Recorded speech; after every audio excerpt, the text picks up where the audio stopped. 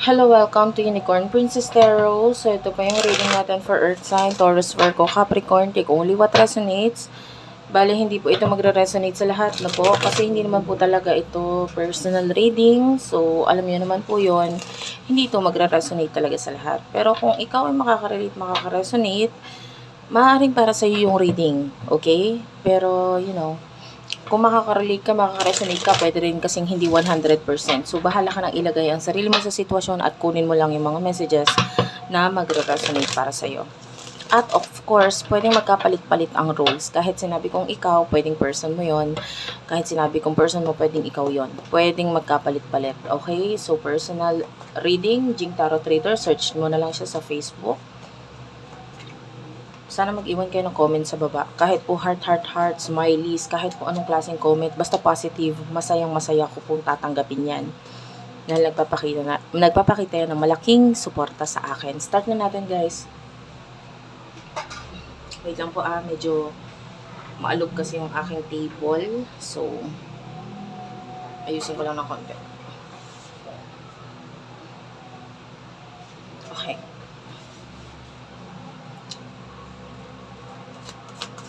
Kunin natin yung main energy mo.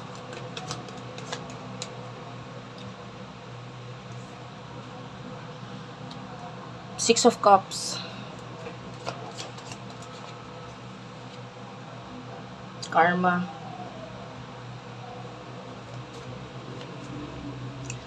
Kunin natin yung main energy ng person mo.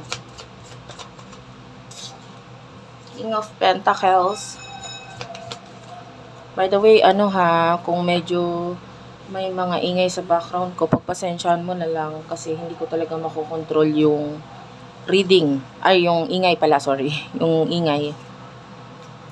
King of Pentacles, the Five of Cups, and the Nine of Swords. Tapos, gusto ko i-clarify itong Six of Cups and the Karma.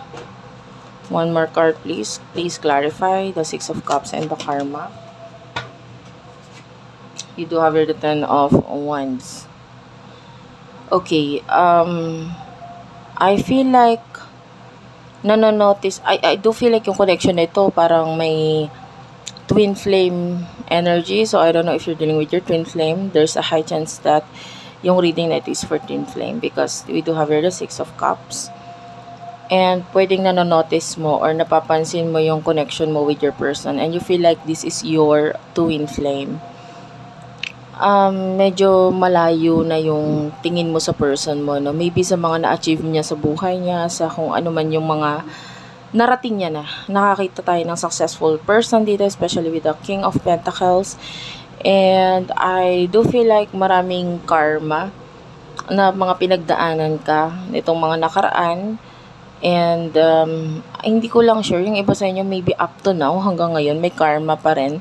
Pero yung iba, nung mga nakaraan, so pwedeng natapos na yung karma na yun. But I can see a lot of struggles na naging dahilan kung bakit yung pagtingin mo sa person mo is parang ang layo na niya, ang galing na niya, successful na siya. And then ako ganito lang, parang ganon. Your person is currently, maganda yung stability na nakikita natin sa kanya. I can see a lot of money, success, with the King of Pentacles. Ayan. Pero nakakakita tayo ng kalungkutan at stress or problema na iniisip itong taong ito. Okay? Na although sasabihin natin na oo, successful siya, pero meron siya mga isipin, kinakalungkot na energy ngayon. Okay? So, ano yung nasa isip at emotions ninyong dalawa ng person mo?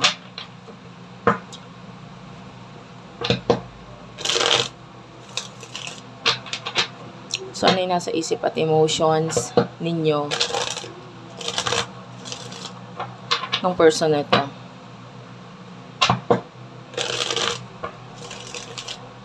Spirit guides, angel guides for Earth sign, please. For Earth sign, please. General love reading for Earth sign. Ano yung nasa isip at emotions ninyo ng person mo?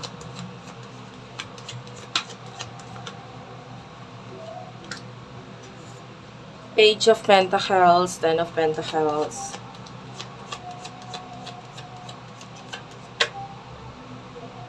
The Magician. Yung person na kakonect mo, nasa isip at emotions niya towards you.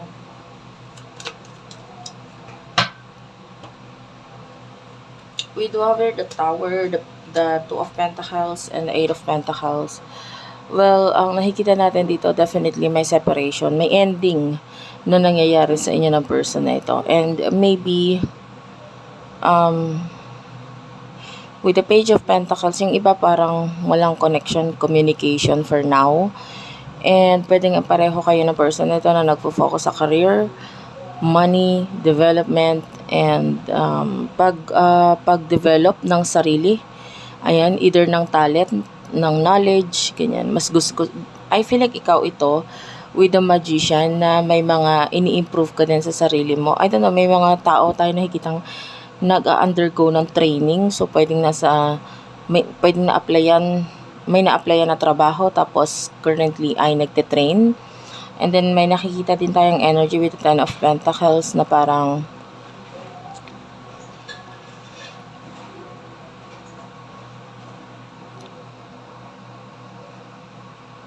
I can see money in there.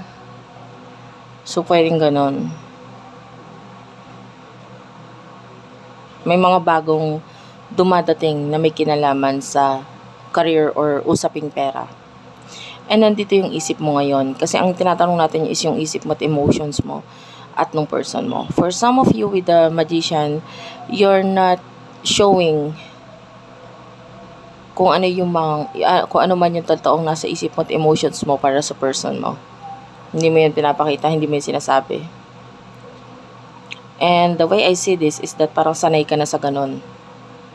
Parang alam mo na kung ano kung paano gagawin itong pagtatago na ito pagdating sa emotions mo at nasa isip mo sa kanya. For your person, pwede nasa isip niya is that there's an ending talaga na nangyayari sa inyo with the Tower. Especially, ang bottom of the deck natin is a Ten of Swords. Yan.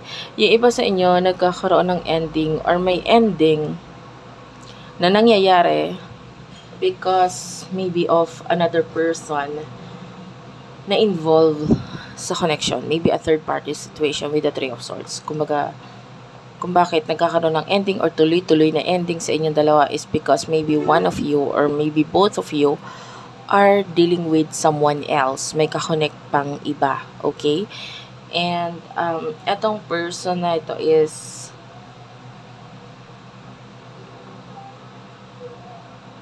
actually, nag-focus siya sa pera kasi ayaw niyang makagawa ng mali. Yan. For some of you, pwedeng may kinalaman nyo doon sa another person. So, if there's another person, pwedeng nasa side ng person mo yon. And kung nasa side niya yon, hindi ko sinasabing nasa side niya. Pero kung nasa side niya, yung third person energy na yon, ayaw niyang gumawa ng mali doon sa person na yon. So, ang focus niya ngayon is money, money, money. Okay? What will happen in the near future for the both of you?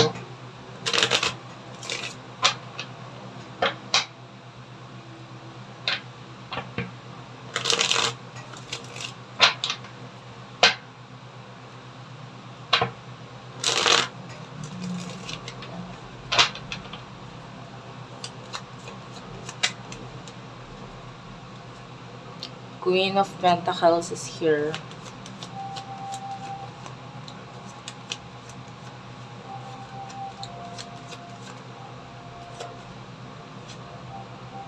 Two of Wands. Six of Pentacles.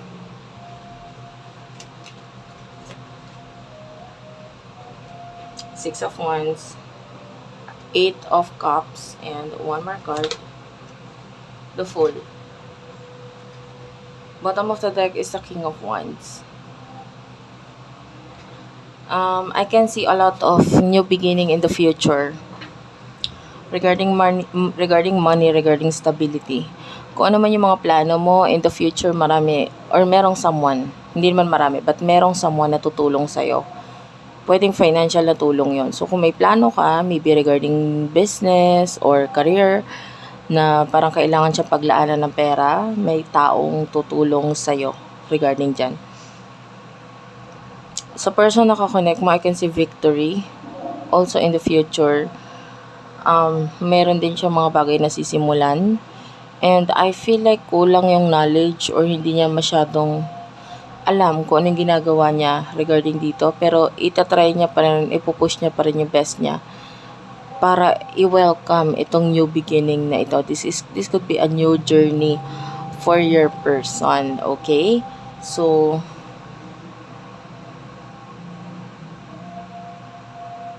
that's it for now. Sa connection ninyo, wala tayong nakikita, guys. Wala tayong nakikitang anything. So, pwedeng kung ano yung nangyayari ngayon, magtutuloy-tuloy pa yan until the near future. Thank you for watching. I love you all and bye-bye.